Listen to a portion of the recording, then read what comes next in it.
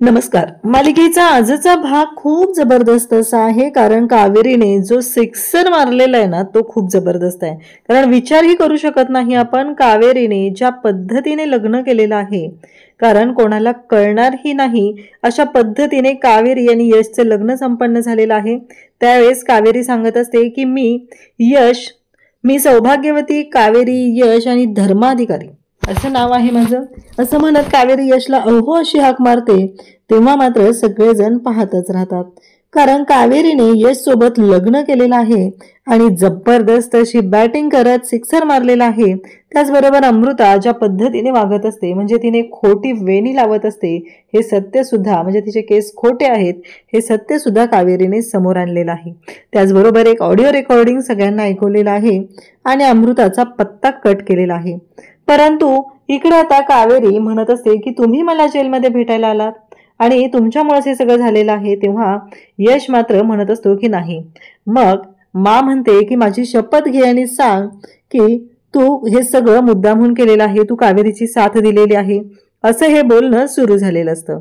तेव्हा मात्र कावेरी आता सगळ्यांना तिथे पुरून उरलेली आहे. कावेरीने स्वतःहून सांगितलेलं आहे की ती कोण आहे आणि तिच्या बाबतीत आता काय करू शकतात, कारण कावेरी ही यशची बायको आहे, धर्माधिकारी कुटुंबाची सून आहे. त्यामुळं कावेरीच्या बाबतीत कोणी कोणताच निर्णय घेऊ शकणार नाही हे सुद्धा कावेरीला माहिती आहे. आणि आपल्या कुटुंबाला वाचवण्यासाठी, अमृतापासून वाचवण्यासाठी हे कावेरीनं केलेलं आहे. त्याचबरोबर त्या घरात राहिलो तर आपण काऊला दिलेले शब्द पाळू शकतो, काऊला दिलेलं वचन पूर्ण करू शकतो, आपल्या चिकूचा सांभाळ करू शकतो, हे सगळे विचार कावेरीच्या डोक्यात आहे. हे सगळं कशा पद्धतीने होणार आहे ते आपण पाहणार आहोत. त्यासाठी हा व्हिडिओ शेवटपर्यंत पहा. त्याचबरोबर चॅनलवरती नवीन असाल तर चॅनलला नक्की सबस्क्राईब करा, व्हिडिओला लाईक करा. इकडे यश आता लग्न मंडपात आलेला आहे. नवरी मुलीला घेऊन या असं गुरुजींनी सांगितलेलं असतं. त्याच वेळी आता लग्न सुरू होणार आहे. मग म्हणजे सुलक्षणा ही माधवीकडे जाते आणि माधवीला सांगू लागते की हे बघ माधवी, कसं आहे, तू भावूक होणं, इमोशनल होणं स्वाभाविक आहे, पण मला तुला एक गोष्ट सांगायची. ती म्हणजे आपल्यामध्ये ना मुलीचं लग्न आई पाहत नाही, मंडपामध्ये पाहत नाही. म्हणजे तुला आता इथून जावं लागेल, तू वरती रूममध्ये जाऊन बस. एकदा का लग्न लागलं की मग सगळ्या गोष्टी व्यवस्थित होतील, असं म्हणत तिने पाठवलेलं असतं. तेव्हा सुलक्षणा म्हणते की जा मग तू. आता सुलक्षणाने सांगितलेलं आहे, मग जायला जावंच लागणार असतं, याबद्दल काही शंकाच नसते. मग माधवी बरोबर आता यामिनीला पाठवलं जातं. तिला सांगितलं असतं की तुझा मावशी बरोबर, तिला एकटीला कसं तरी वाटेल. इकडे आता पौर्णिमाला पाठवलं जातं की अमृताला घेऊन ये. अमृता तयार झाली का बघ. अमृताला आणायला पौर्णिमा गेलेली असते. पौर्णिमाला ती म्हणत असते झालं का अमृता. अमृता म्हणते की हा आलेच. अमृताला घेऊन आता पौर्णिमा येणार असते. इकडे राग आलेला असतो तो म्हणजे विद्याला. या घराचं वाटोळं करायला ही काम अमृता येणार आहे आणि हे सगळेजण काय बोलत आहेत, हे सगळेजण काय करत आहेत, काय होतंय हे सगळं, असा विचार सुरू झालेला असतो. तेवढ्यात अमृता आता घुंगट घेऊन बाहेर आलेली आहे. पौर्णिमा तिला म्हणते की हे सगळं काय आहे. अगं घुंगट. तेव्हा मात्र ती सांगते की आमच्यात अशी पद्धत आहे ना, म्हणून घुंगट घेतलाय. आता यांच्यातली जी पद्धत आहे ती पद्धत सांगितली जाते. आणि तेव्हा मात्र इकडे सगळ्यांना आता प्रश्न पडलेला असतो. पौर्णिमा अमृताला घेऊन येते. मग आल्याला मा सुद्धा विचारते की हा घुंगट. तेव्हा त्यांची पद्धत आहे असं ती ऐकवते. तेव्हा इथे विद्या उभी आहे. विद्याला मात्र खूप वाईट वाटलेलं असतं. विद्या म्हणत असते की हे सगळं काय घडतंय. तिला ना प्रश्नच पडलेला असतो की या सगळ्या गोष्टी काय आहेत, कशामुळे हे सगळं झालेलं आहे. आणि एवढ्या अमृता एवढी आगाव आहे, तिने एवढं सगळं या घरामध्ये केलंय, पण तरीही सगळ्यांना अमृताचंच बोलणं ऐकायचं आहे आणि अमृताचंच पटत आहे. कावेरीबाई नाही एवढं सगळं जीव तोडून करत आहेत आणि तरीही या सगळ्या गोष्टी घडत असतात. हे मात्र विद्याला खरं तर त्रासदायक वाटत असतं. तिला ते आठवतं, यशने तिला सांगितलेलं असतं की लग्न लागलं की विद्यावाहिनी तुम्ही जाऊन फटाके वाजवायचे आहेत. लग्नाचे विधी सुरू झालेले आहेत आणि या लग्न मंडपामध्ये आता सगळेजण तिथे जमलेले असतात आणि लग्नाचे विधी सुरू झालेले असतात. सगळे खूप खुश असतात आणि विद्याला मात्र आता फटाके वाजवायला बाहेर जायला सांगितलेलं असतं. विद्याला खरं तर वाईट वाटत असतं. एकतर हे लग्न तिच्या मनाविरुद्ध आहे, तिला अजिबात हे पटलेलं नाहीये की असं लग्न झालं पाहिजे यश भाऊजींचं आणि कावेरी वहिनीचं. तिने खूप स्वप्न पाहिली होती त्या दोघांच्या लग्नासाठी. खरं तर तिच्या डोक्यात हे सगळं होतं. तिला वाटत होतं की या दोघांचं लग्न झालं पाहिजे, सगळं छान झालं पाहिजे. परंतु बिचाऱ्या विद्याला जाऊन तिथे फटाके फोडायला लागत असतात. मग मात्र विद्याला वाईट वाटू लागतं. विद्या म्हणत असते की काय घडतंय हे सगळं आणि हे माझ्याच बाबतीत का होतंय, असा विचार विद्याच्या डोक्यात सुरू झालेला असतो. तेव्हा मात्र विद्या म्हणत असते की नाही, हे सगळं आहे ना मला अजिबात पटलेलंच नाहीये आणि या पद्धतीने हे जे काही लग्न होतंय ना ते मला मान्यच नाही, असं इकडं ती बोलत असते. आणि तेव्हा मात्र आता सगळेजण तिथं आहेत, पण विद्याला एकटीला आता फटाके फोडण्यासाठी बाहेर जावं लागत असतं. आणि जेव्हा विद्या बाहेर जाते तेव्हा मात्र आता इकडे आता यमुना मात्र जाम वैतागलेली असते. यमुनाला कळतच नाहीये की हे सगळं काय होऊन बसलंय. यमुना म्हणत असते की नाही, ह्या गोष्टी मला ना कळतच नाहीयेत की कशा पद्धतीने घडत आहेत, नक्की काय झालेलं आहे, कोणत्याच गोष्टींचा कसाच अर्थ लागत नसतो. आणि यमुना इकडे तिच्या मावशीची समजूत घालत असते. म्हणजे तिला वाईट वाटत आहे, तिला रडू येत आहे मावशीला म्हणजेच माधवीला. आणि मनातल्या मनात म्हणत असते की हे सगळं काय चाललंय, म्हणजे हे मला पटतच नाहीये. मी कसं मान्य करू हे सगळं अशा पद्धतीनं झालेलं, आणि मला कळत नाहीये की या सगळ्याचा अर्थ काय आहे, असं इकडे ती बोलत आहे. यमुना म्हणत असते की माने मला उगीच वरती पाठवलं, माझी मी पण खाली थांबले असते तर बरं झालं असतं. इथे येऊन काय करणार आहे मी, आणि मला हे अजिबात पटलेलं नाही, असं बोलणं चाललेलं असतं. तेव्हा मात्र आता विद्या रडत असते. विद्या म्हणत असते की एकतर यश भाऊजी आणि कावेरी वहिनींच्या लग्नाची स्वप्न मी पाहिलेली होती आणि इथे येऊन मी काय करते, तर त्यांच्याच लग्नासाठी फटाके फोडत आहे. त्यांच्याच लग्नाचे फटाके फोडून मी काय करणार आहे, मला कळत नाहीये, असं विद्याला वाटत असतं. तिला वाईट वाटत आहे की नाही, असं व्हायला नको होतं, असं विद्याचं म्हणणं असतं. शेवटी म्हणते काय करणार, ऑप्शन नाहीये ना. कोण येणार आहे ह्या घरात, तर ती अमृता, जी या घराला उद्ध्वस्त करायला आलेली आहे. पण या लोकांना कळतच नाहीये, असं तिच्या डोक्यात सुरू असतं. आणि अचानक सगळे फटाके एकाच वेळेस फुटतात आणि सगळे बॉक्स तिथं आता तिथंच जवळ असतात. विद्याला काही कळत नसतं. विद्याचा वेंधळेपणा मात्र सगळ्यांना चांगलाच माहिती आहे. आणि विद्या हे सगळं जेव्हा करत असते तेव्हा सगळेजण तिथं आहेत, सगळेजण पाहत असतात. आता काय करायचं हा मोठा प्रश्न असतो, कारण विद्याने गोंधळ घालून ठेवलाय. बाहेर फटाके कोण वाजवतंय असं मा आणि पौर्णिमा दोघीही म्हणतात. दोघीही बाहेर येतात आणि पाहू लागतात. त्यांनाही धक्का बसलेला असतो की हे सगळं एवढंच असं झालेलं आहे. त्यांनाही कळत नसतं. विद्याकडे पाहून त्या दोघीही म्हणत असतात की काय ग हे काय झालं. तेव्हा विद्या म्हणत असते की मला नाही माहिती काय झालंय. आणि मग तिघेही घाबरलेले असतात. फटाके फुटत असतात, अंगावर येत असतात. आणि इकडे मा म्हणत असते अगं शांत उभी राहा ना एका ठिकाणी. विद्याची मात्र वळवळ वळवळ सुरू असते. तिचं असं म्हणणं असतं की नाही. तेव्हा पौर्णिमा तिचा हात पकडते आणि तिला म्हणते चल आत चल, असं म्हणत पौर्णिमा विद्याला घेऊन आत चाललेली असते. मला सुद्धा म्हणते की चला, कारण बाहेर एवढा फटाक्यांचा गोंधळ असतो. आणि त्याच वेळी इकडे विद्याला घेऊन आता ह्या दोघीही आत निघालेल्या असतात. एवढे फटाके वाजत असतात. विद्याने गोंधळ घालून ठेवलेला असतो की तेवढ्या वेळामध्ये आता लग्न मंडपामध्ये काय झालेलं आहे हा प्रश्न उभा राहतो. तर तोपर्यंत त्या तिघी जणी आत येईपर्यंत लग्न मंडपामध्ये लग्न लागलेलं असतं. यश त्याचबरोबर कावेरी, इकडे यमुना आणि दोघी त्या सुद्धा म्हणतात की फटाके वाजले म्हणजे लग्न झालेलं आहे चला. ते दोघीही खाली आलेले असतात आणि इकडे यश पाहतच राहतो. आणि मग माधवी म्हणत असते की चला एकदाच माझ्या लेकीचं लग्न झालं. माधवीच्या आधी नखरे झालेले होते की हे असं झालेलं आहे, हे तसं झालेलं आहे. आणि तेव्हा मात्र आता धक्का बसलेला होता. हे सगळं काय होतंय हे प्रश्न तर पडलेले होतेच. परंतु या सगळ्या गोष्टी जेव्हा घडत असतात तेव्हा सगळेजण म्हणतात इथे लग्न लागलं पण. पौर्णिमा म्हणते की आम्ही येईपर्यंत लग्न लागलं पण. तेव्हा गुरुजी सांगतात की हो, एकदा का विधी सुरू झाले की आपण ते विधीमध्येच थांबवू शकत नाहीये. त्यामुळं हा विवाह सोहळा संपन्न झालेला आहे.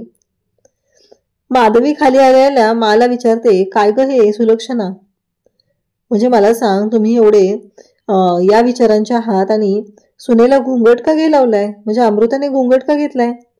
सुलक्षणा म्हणते अगं असं काय करतेस, तूच तर सांगितलंस ना की हे सगळं जे काय आहे ते असं आहे, आमच्या पद्धतीने आमच्या रीतीभाती होत त्या आहेत त्या वेगळ्या आहेत.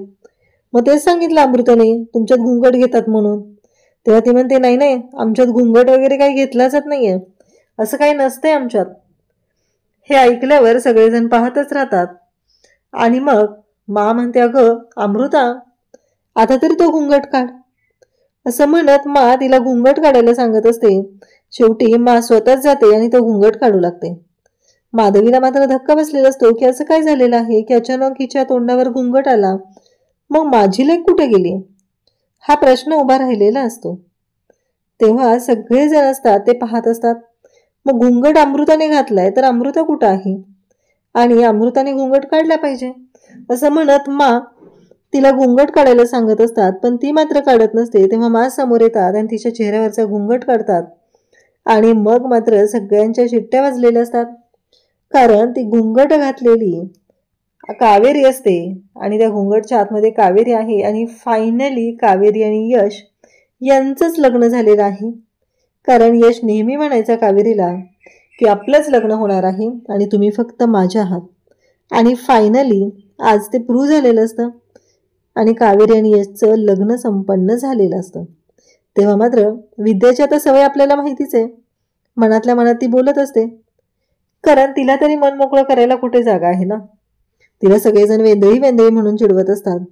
तिच्याबद्दल कोणाला काही जाणून घेण्यात इंटरेस्ट नसतो. पण विद्या मात्र कावेरी आल्यापासून जरा बरी झालेली होती. तिला खूप छान वाटत होतं, परंतु आता तिला थोडं वाईट वाटलेलं. पण आता मात्र विद्या आणखी खुश झालेली आहे. तिला वाटत आहे की चला, म्हणजे या सगळ्या गोष्टी अशा पद्धतीने झालेल्या आहेत. फायनली कावेरी वहिनी, म्हणजे काही वेळापूर्वी हीच विद्या म्हणालेली होती की मला ना कळतच नाहीये की मी नक्की काय करते.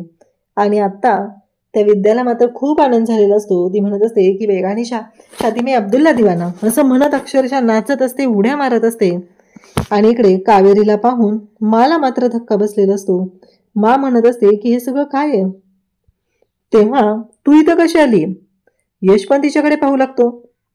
कावेरी म्हणते, म्हणजे अहो मी आता लग्न करून आलेले आहे. यश धर्माधिकारी यांची बायको आहे. माझं नाव सौभाग्यवती कावेरी यश धर्माधिकारी असं म्हणत कावेरी बोलत असते. आणि तेव्हा अमृताचा जो व्हॉइस रेकॉर्डिंग केलेला असतो तो व्हॉइस रेकॉर्डिंग दाखवते. त्या व्हॉइस रेकॉर्डिंग मध्ये अमृता म्हणालेली असते की आमच्याकडे तशी पद्धत आहे घुंगट घ्यायची, म्हणून घुंगट घेतलेला आहे हे सांगितलेलं असतं. ते मोबाईलमध्ये व्हॉइस रेकॉर्डिंग असतं, ते सगळ्यांना ऐकवते. सगळेजण पाहत राहतात. आणि कावेरीने मात्र मोठा सिक्सर मारलेला असतो. ते रेकॉर्डिंग सगळ्यांना ती ऐकवत आहे. त्याच वेळी अमृताची आई माधवी तिथे येते आणि म्हणू लागते की माझी अमृता कुठे आहे. तेव्हा कावेरी म्हणते, हे बघा, तिच्यामध्ये मला काही देणं घेणं नाहीये, असेल इथेच कुठेतरी शोधा तुम्ही जाऊन, मला काय करायचंय. आणि आणखी एक गोष्ट, आणखी मला एक फायदा झालेला आहे असं म्हणत तिने केसांची जी वेणी असते ना ती वेणी काढते आणि ती माधवीच्या हातावर देते आणि म्हणते, हे घ्या, याच्यामुळं खरं तर फायदा झाला माझा आणि या गोष्टी होऊ शकलेल्या आहेत. हे ऐकल्यानंतर सगळेजण पाहत राहतात. ती वेणी अमृताची, म्हणजे अमृताचे ते केस जे तिने दाखवत असते ते खोटे आहेत हे सगळ्यांच्या लक्षात आलेलं असतं. यश मात्र धक्का बसल्यासारखा पाहतच राहतो. त्याला कळत नसते की आता काय होणार आहे, आपण काय करतोय, या कोणत्याच गोष्टी त्याला माहीत नसतात. तेव्हा सुलक्षणा म्हणत असते की एक गोष्ट लक्षात ठेव, काहीही झालं तरी हे लग्न मी मान्य करणार नाही, कारण हे लग्न विधिव्रत झालेलं नाहीये, फसवणूक आहे. तेव्हा कावेरी म्हणते, हे बघा, देवा ब्राह्मणांच्या साक्षीने, तुमच्या आशीर्वादाने आणि तुमच्या सर्वांच्या साक्षीने हे लग्न झालेलं आहे. आणि अहो, ऐकलं का, असं म्हणत कावेरी यशला बोलत असते. यश म्हणत असतो की काय करताय तुम्ही, हे सगळं काय बोलताय, माझ्यासाठी माझ्या माला दिलेला शब्द महत्वाचा होता. कावेरी म्हणते, काय, मला दिलेल्या शब्दाचं काय, मलाही तुम्ही शब्द दिला होता ना, माझ्यासोबतच लग्न करणार आहात, मग त्या शब्दाचं काय झालं, असे कावेरी विचारत असते. तेव्हा मात्र यश म्हणत असतो की हो बरोबर आहे, पण एखाद्या मुलासाठी त्याने त्याच्या आईला दिलेला शब्द जास्त महत्वाचा असतो. आणि त्याच वेळी सगळेजण पाहत असतात. कावेरी आणि यशमध्ये दोघांमध्ये जोरदार भांडण सुरू असतं आणि सगळेजण कावेरीकडे आणि यशकडे पाहत आहेत. यश म्हणत असतो की नाही, हे मी मान्य करू शकत नाही, तुम्ही माझी फसवणूक केलेली आहे. तेव्हा कावेरी म्हणत असते की हे बघा यश, मी तुमची काहीही फसवणूक केलेली नाही. मला एक सांगा, तुम्हाला असं वाटतंय ना मी तुमची फसवणूक केली होती.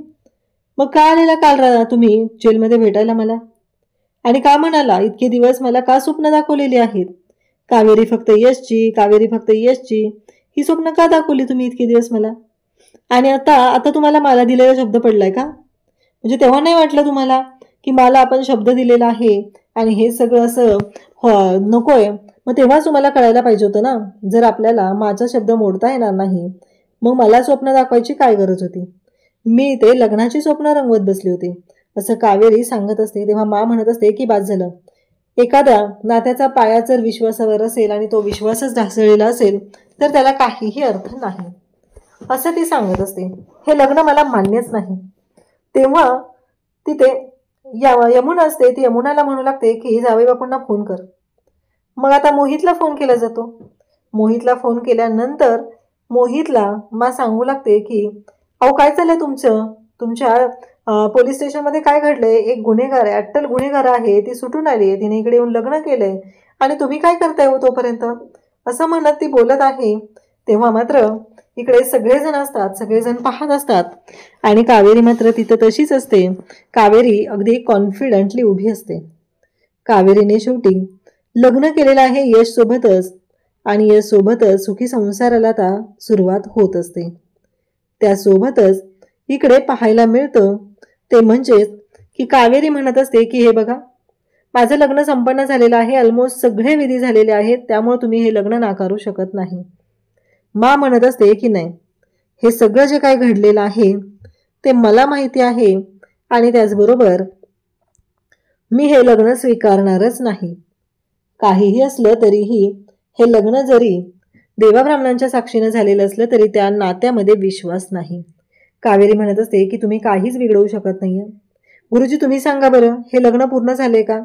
गुरुजी म्हणतात की हो, हा विवाह सोहळा पूर्णपणे झालेला आहे, पूर्णपणे संपन्न झालेला आहे, असं आता गुरुजींनी सुद्धा सांगितलेलं आहे. सगळेजण पाहत आहेत आणि त्याचबरोबर उद्याच्या भागात आपल्याला पाहायला मिळतं की यश म्हणत असतो काय चाललंय हे सगळं. यमुना तिथे येते आणि यमुना सगळ्यांच्या समोर ओरडून ओरडून बोलू लागते. ती म्हणत असते की मला माहिती आहे तुमच्या लक्षात येत नसेल कोणाच्या, पण यश हे सगळं नाटक करतोय. यशने हे सगळं नाटक केलेलं आहे, कारण यशने ज्या गोष्टी केलेल्या असतात त्यामध्ये तुमच्या लक्षात येत नाहीये की यशने हे नाटक का केलंय. कावेरी आणि त्याचं मिळून हे केलेलं नाटक आहे, आपल्याला फसवण्यासाठी, आपली फसवणूक करण्यासाठी हे केलेलं नाटक आहे. अशा पद्धतीने गोष्टी बोलल्या जात असतात. तेव्हा कावेरी म्हणत असते की नाही, यश सुद्धा म्हणत असतो की नाही. आणि पुन्हा मात्र इकडे आता यमुना म्हणते की ठेव माझ्या डोक्यावर हात आणि घे शपथ की तू ह्या नाटकामध्ये सामील नाहीये. हे ऐकल्यानंतर यशने आता माझ्या डोक्यावर हात ठेवलेला आहे. नक्की यश कशी शपथ घेणार आहे, काय होणार आहे ते आपल्याला पुढे पाहायला मिळणार आहे. अशाच अपडेट्ससाठी चॅनलशी कनेक्ट राहा. थँक्यू.